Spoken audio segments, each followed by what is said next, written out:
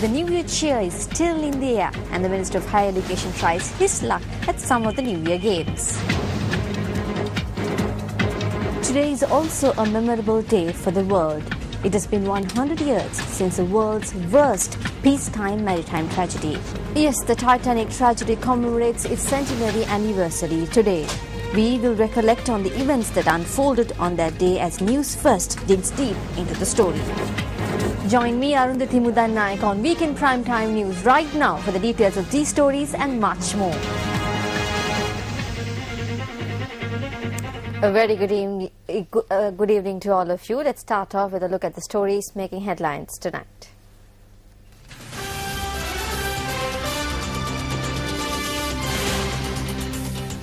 Sri Lanka defeats Chinese Taipei in an Asian Five Nations rugby match. Experts emphasize that Sri Lanka should focus attention on the risk of earthquakes when constructing buildings. An Indian parliamentary delegation to arrive in Sri Lanka tomorrow. Almost 400 prisoners escaped from a prison in Pakistan after it was attacked by militants.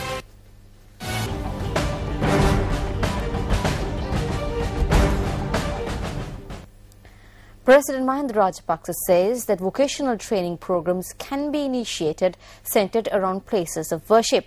The President expressed this view at a function held at the historic Navakelagama Purana Raja Mahavihara in Nakulugamuwa today.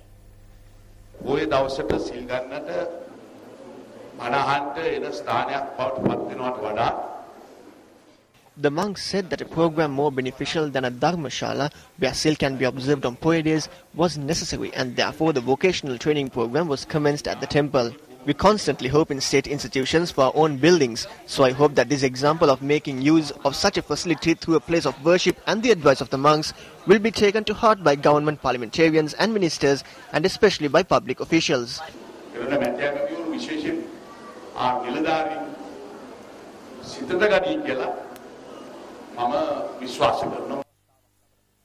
President Mahinda Rajapaksa arrived at Carlton House in Tangol for the oil anointing ceremony. This New Year custom was performed under the auspices of Chief Sanganayaka of the Southern Province and Chancellor of the University of Ruhuna, Venerable Pallanthana Sumana Jyoti Pera. Anointing oil at the auspicious time is an important custom of the Sinhala New Year. The auspicious time for anointing of oil for the New Year was set at 7:08 a.m. today. Prime Minister D.M. Jayaratne presided at the state oil anointing ceremony which took place in Kandy today.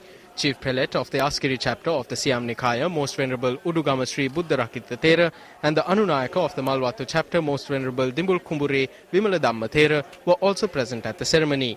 A large number of devotees arrived at the Bellanvilla Rajamahavihara today for the oil anointing custom. The elephants at the Vihara were also anointed with oil.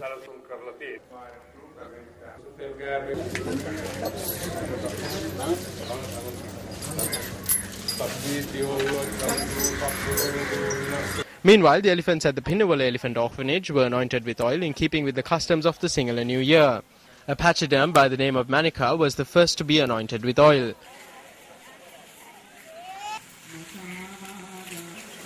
Several ministers and parliamentarians, along with the Deputy Indian High Commissioner to Sri Lanka, Arumuham Nadaraja, were present at the occasion.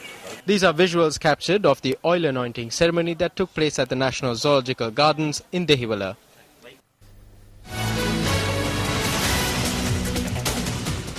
Minister of Higher Education S.P. Dissanayake participated at a New Year function held today in Udunuwara. Our cameras captured some of the entertaining events that unfolded there.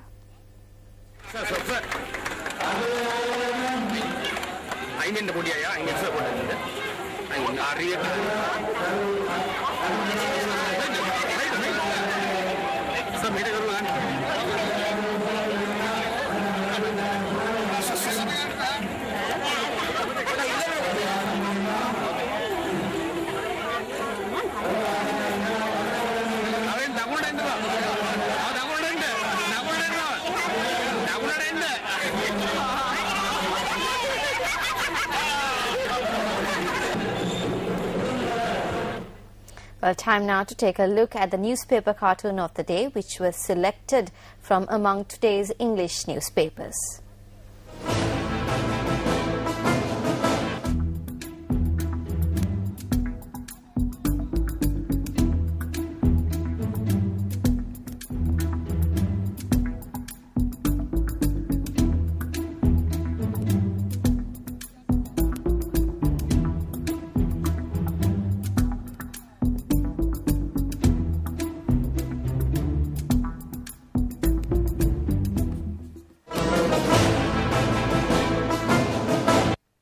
Time to go for a short commercial break, but before that, here's what's coming up on the news tonight.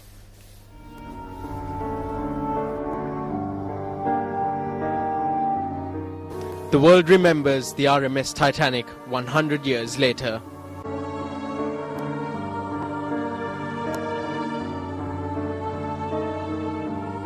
News first, wherever you are. Truly an international news network. News First is now available real-time on the web. Visit www.newsfirst.lk from anywhere in the world. Watch news live. News First, taking Sri Lanka to the world.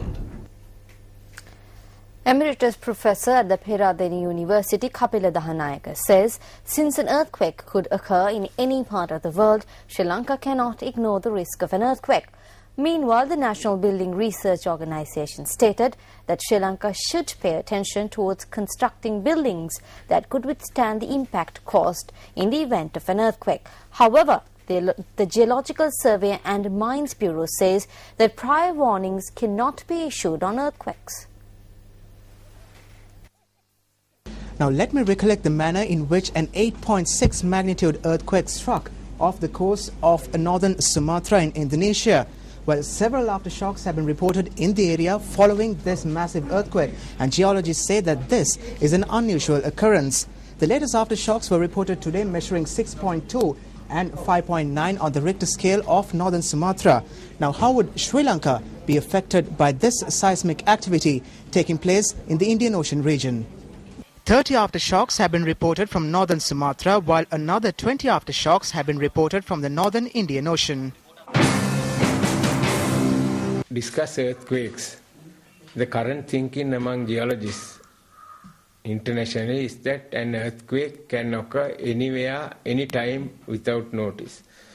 In the recent past, so there had been an earthquake in Sri Lanka in 1614, according to Portuguese archives reports, when 2,000 people had died in the Colombo fort area. Be aware that earthquakes can occur in Sri Lanka, in addition to those occurring in the Indonesia region. Although prior warnings can be issued on tsunami, volcanic eruptions, floods and landslides, the Geological Survey and Mines Bureau says the occurrence of earthquakes cannot be predicted. There's no technology where we can predict an earthquake. Of course, in Sri Lanka we experience such tremors. What we experienced on last couple of days back. Then once we experience such a tremor or such a vibration, what next? Best is to evacuate the building. Do we have the right mechanism in place to act in the event of an earthquake?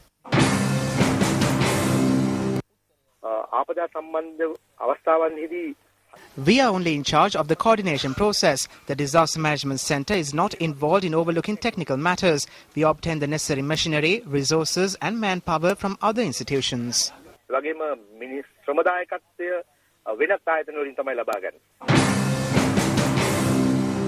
Now, we were able to witness the manner in which different countries in the world adopt the latest technology when constructing buildings so that it would withstand the impact during earthquakes.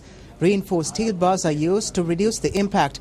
Japan is at the forefront of seismic technology. Buildings in Japan, as well as on the west coast of the United States, often rest on rubber shock absorbers. So how important is it for Sri Lanka to adopt this technology when constructing buildings?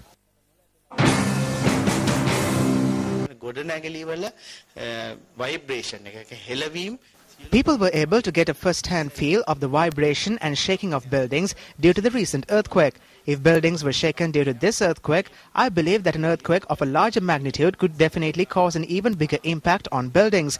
The National Building Research Organisation considers the risk of landslides when constructing buildings on mountainous areas. Accordingly, in the future, we will have to pay attention towards the risk posed by earthquakes when constructing houses, bridges and other buildings, and we will have to consider the manner in which the building should be constructed to withstand any possible impact. Japan experiences tremors frequently and have adopted the latest technology for their construction industry. I believe that a set of guidelines will have to be introduced in the future and the stipulated conditions will have to be satisfied.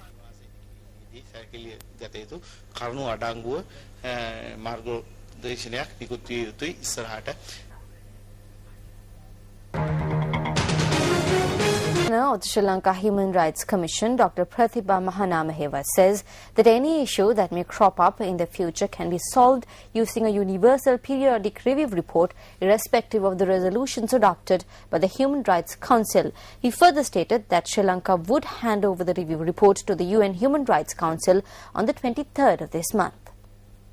Basically, Sri Lanka has to submit the Universal Periodic Review Report on 23rd April 2012 for the period of 2012 to 2016. Once we submit the report, it will be reviewed on 22nd October 2012 to November 5th 2012. If you can submit a very balanced report and also most of the commitments what we have done up to now and future how we are going to promote human rights and also country and also the government commitment to human rights, this is a very good chance to submit a very good report on universal periodic review, and then we can most of the time solve many problems in future. UNP parliamentarian Dr. Jala Jayawardena, who was taken ill while in England, is continuing to receive treatment at the East Surrey Hospital. The parliamentarian had taken ill while at the Gatwick airport, waiting to depart on a flight to Milan, Italy. Parliamentarian Dr. Jala Jayawardena spoke to News First about his health condition. Following the Uganda sessions, I came down to London to meet the Honorable Dr. William Seja, the Secretary General of the Commonwealth Parliamentary Association, on behalf of the opposition. On the 12th, I was on my way to Milano, Italy, to address the UMPs, Sri Lankan UMPs in Italy, Milano.